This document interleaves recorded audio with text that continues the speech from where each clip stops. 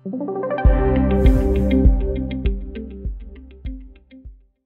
everyone, I am Brahmi Kapasi and you are most welcome to Wealthy's YouTube channel। अगर आप market में नए हो तो एक चीज़ ना आपको बहुत ज़्यादा कंफ्यूज करती होगी कि हमें मार्केट ऑर्डर प्लेस करना चाहिए या फिर लिमिट ऑर्डर प्लेस करना चाहिए। तो आज के वीडियो में हम जानेंगे कि ये मार्केट ऑर्डर और ये लिमिट ऑर्डर दोनों में डिफरेंस क्या है और ये दोनों ऑर्डर्स हमें कब प्लेस करने चाहिए, कब हमें मार्केट ऑर्डर प्लेस करना चाहिए, कब हमें लिमिट ऑर्डर प्लेस करना चाहिए। So let's get started. और अगर आपने चैनल को अब तक सब्सक्राइब नहीं किया है तो आज ही कर लो। जब भी हम सिक्योरिटी को बाई या सेल करते हैं तब ना हम एक सेकेंडरी मार्केट में डीलिंग करें, यानी कि यहाँ पे जो कंपनी स्टॉक एक्सचेंज पे लिस्टेड है उसको हम बाई या सेल करते हैं थ्रू ब्रोकर्स है। अब जब भी हम बाई या सेल करते हैं ना तो इसकी जो प्राइजेस होती है वो कंटिन्यूसली फ्लक्चुएट होती है, यानी कि एवरी सेकेंड्स में ना स्टॉक की प्राइजेस अपसाइड या डाउनसाइड जाती है डिपेंडिंग उनका डिमांड और सप्लाई क्या है। अगर बाइंग प्रेशर बहुत ज़्यादा है तो फिर डेफिनेटली प्राइजेस ऊपर जाएगा। अगर सेलिंग प्रेशर ज़्यादा है, सेलर्स ज़्यादा है मार्केट में, सप्लाई ज़्यादा है, तो फिर उसकी प्राइजेस कम हो जाएगी, यानी कि प्राइजेस फॉल होने लगेगी।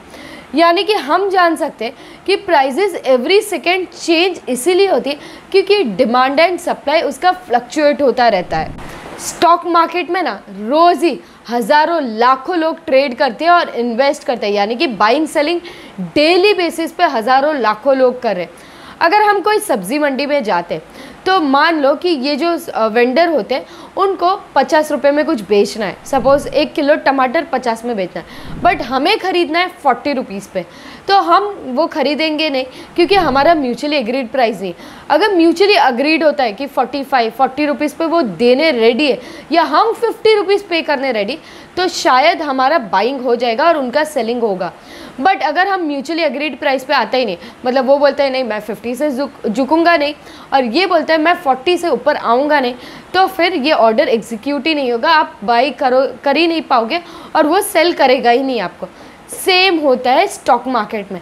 अगर पर्सन ए को 100 रुपीज़ में स्टॉक खरीदना है बट पर्सन बी को सेल करना है 105 पे, तो ऑर्डर एग्जीक्यूट नहीं होगा अनटिल एंड अनलेस वो लोग म्यूचुअली अग्रीड प्राइस पे मैच होता है। अब आप लोग ही सोचो, कंटिन्यूस फ्लक्चुएट होता है प्राइस, हर सेकंड में प्राइजेस डिमांड एंड सप्लाई के वजह से फ्लक्चुएट होता है, तो इसमें हमारा ऑर्डर्स कैसे एग्जीक्यूट होता है, तो इसी में सबसे बड़ा रोल आ जाता है मार्केट ऑर्डर और लिमिट ऑर्डर का। मार्केट ऑर्डर का मतलब होता है कि हम एक पर्टिकुलर सिक्योरिटी को उसके करंट मार्केट प्राइस पे बाई करें। मान लो कि टाटा पावर 200 रुपीज़ पे चल रहा है, तो हमने बाई ऑर्डर डाल दिया 200 रुपीज़ पे।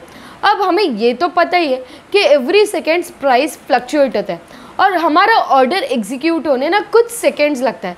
तब तक पॉसिबल है कि प्राइस ना 200 से 201, 202, 203 हो जाए। सपोज 202 हो जाता है तो हमारा बाइंग हो जाएगा 202 रुपीज़ पे। और अगर मान लो कि हमने 1000 क्वांटिटी बाई करनी थी, तो अगर हम 200 पे बाई करते तो वो 2 लाख रुपीज़ होता था, और अगर हमारा ऑर्डर एग्जीक्यूट होता है 202 पे तो वो हो जाएगा 2,02,000 रुपीज़। यानी कि ऑर्डर एग्जीक्यूट के बाद हमें पता चलेगा कि हमारा कौन से प्राइस पे बाइंग हुआ है, और शायद ऑर्डर एग्जीक्यूट के बाद हमें ये भी पता चले कि हमारा इन्वेस्टमेंट वैल्यू बढ़ गया है, इंस्टेड ऑफ 200 हमें 202 पे बाई करने मिला। मार्केट ऑर्डर करना यही सबसे बड़ा डिसएडवांटेज है कि प्राइजेस एवरी सेकेंड फ्लक्चुएट होती है और हमारा ऑर्डर एग्जीक्यूट होने भी कुछ सेकेंड्स लगता है, तो इसमें हमारी इन्वेस्टमेंट वैल्यू बढ़ जाएगी अगर मार्केट अपसाइड मूव हो जाती है तो। और इसी को अवॉइड करने के लिए हम ऑर्डर प्लेस करते हैं लिमिट ऑर्डर, यानी कि लिमिट ऑर्डर में हम ना बाई सेल क्वांटिटी के साथ कौन से प्राइस पे हमें बाई या सेल करना है वो भी मेंशन कर सकते हैं। मान लो कि रिसेशन की बातें चल रही है मार्केट में और हमें पता चल रहा है कि टाटा पावर शायद अब बेरिश मूवमेंट लेगा, यानी 200 पे है तो शायद 185, 180 तक जा सकता है, तो मुझे बाई करना है एट 185, तो मैं ना बाई ऑर्डर डाल दूंगी एंड प्राइस डालूंगी 185, बट करंट मार्केट प्राइस है 200 रुपीज़। अगर वो फुल डे में टाटा पावर्स आ जाता है 185 पे तो मेरा ऑर्डर एग्जीक्यूट हो जाएगा। अगर वो टाटा पावर 185 रुपीज़ पे नहीं आता है तो मेरा ऑर्डर कैंसिल हो जाएगा। यानी कि मार्केट ऑर्डर में आपको सिर्फ ना बाई या सेल क्वांटिटी डालनी होती है, और लिमिट ऑर्डर में आपको बाई सेल क्वांटिटी प्लस आपको कौन से रेट पे बाई या सेल करना है वो भी डालना रहता है। Hope this video will make you help better financial decision. Knowledgeable लगा तो लाइक शेयर और सब्सक्राइब जरूर करना। Thank you. कल ही मैंने ना कार लिए। अब कार लिए तो 100% बनता है कि हम कार इंश्योरेंस कराएं, बट लाइफ इंश्योरेंस का क्या? अ study says that 55% of millionaires don't even know about term insurance. हम सब आईडीवी के बारे में तो जानते हैं, बट क्या आप एचएलवी के बारे में जानते हैं? हम सब के पास अपनी फैमिलीज है और हम अपने फैमिलीज के लिए कुछ ना कुछ करना चाहते हैं और कुछ ना कुछ कर रहे हैं, क्योंकि कल किसने देखा है, राइट? लेकिन क्या आपने अपने फैमिली को सिक्योर करने का सोचा है? क्या आपने उनके आने वाले कल को सुरक्षित बनाने के लिए कुछ सोचा है?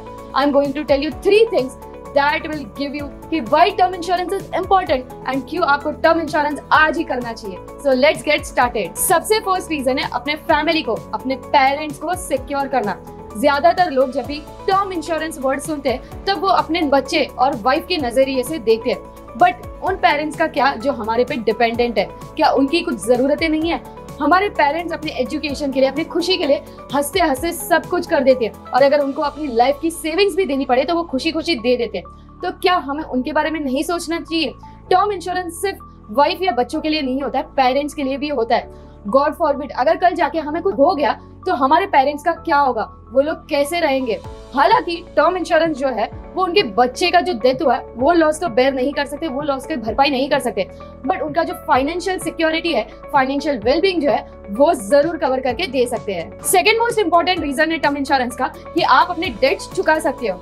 जब भी हमारी फर्स्ट या सेकंड जॉब लगती है हम तुरंत लोन लेते हैं अपने ड्रीम हाउस या ड्रीम कार के लिए, बट व्हाट इफ हमें कुछ हो गया तो हाउ विल माय पेरेंट्स या my spouse will pay the EMIs?